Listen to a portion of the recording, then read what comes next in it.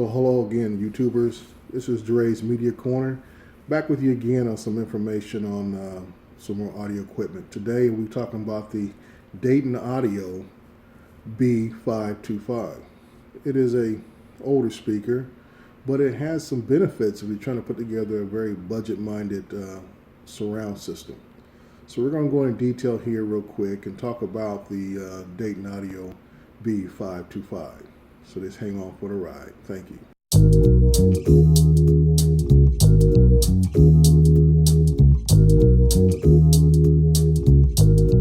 Hey guys, welcome back to Dre's Audio Corner.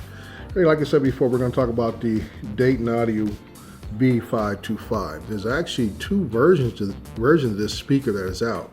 We have the one we're going to talk about here today, which is the basic 625 with the ferrofluid tweeter, and they have a newer version that came out about a year or two after this one was released back in 2012, 2013.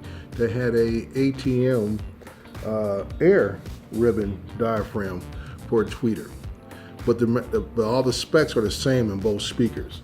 So other than getting a different tweeter signature and sound, that's the only thing different. The reason why I went with this speaker here, as you've seen it in my other videos, this is going into my master bedroom system. My older Optimus Pro LX5 have finally given away to the old foam deterioration.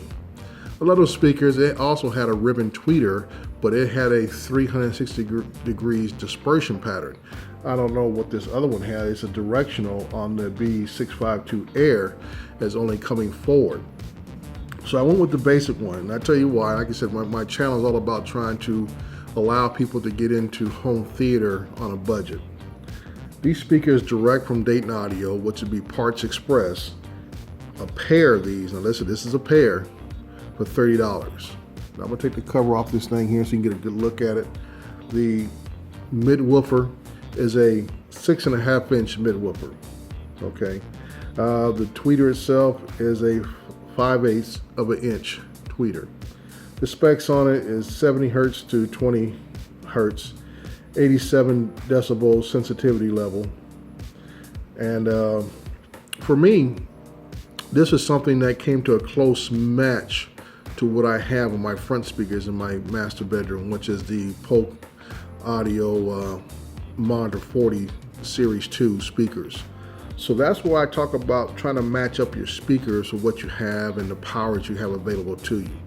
I went with the bigger mid-woofer driver, 6.5 inch, so I get a little more even bass around the room, even though I have the Polk Audio subwoofer in the room. I think it's the 100 watt 10-inch subwoofer. I can't think of the model name right off the top of my head. It's in the room, but the way it faces, it covers the front stage of the listening area. And if you see my video showcasing my master bedroom, which I encourage you to go look at, showing the sequence of Into the Darkness Star Trek movie, you can hear the bass across the front, but when you're laying in the bed, you want to get the whole room filled with the bass. So having a larger mid-woofer kind of gives me that fulfilling sound across the whole sound stage from front to back and back to front. So this right here was really great. The surprising part was the dispersion of the sound of the tweeter on this speaker. It is very wide and very detailed, and which I really like a lot. The older Optimus Pros that I had were very detailed, and it gave you a very wide because of the design of the tweeter itself on top of the speakers, 360 degrees. It went everything from up towards the ceiling, out towards the front, the sides, everything else. And I wish someone would make a speaker like that again. For the price point, you can't beat it. Now, if you're interested in one with the ATM ribbon diaphragm, it only goes for $50 for a pair. So this price point is hard to beat. You know, like I always say, you can always buy more expensive speakers, but we got to look at what's the best bang for your buck. The power rating for the speakers, regular rating is about 40 watts. For a surround speaker, that's about as most as you're going to be putting through a speaker in most cases, about 40 watts. Maybe if you have a very powerful system where you're in a bigger room, I would say something in the area of a 50-foot by 80-foot room, then you would drive something a lot powerful than this.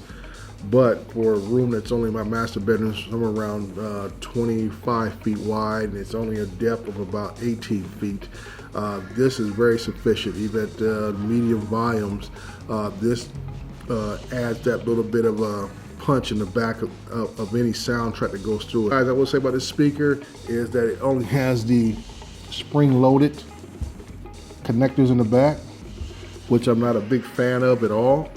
Compared to the banana plugs I had in the older speakers, which I have, most of my speakers are all for banana plugs, 5-way tie downs, what they want to call it.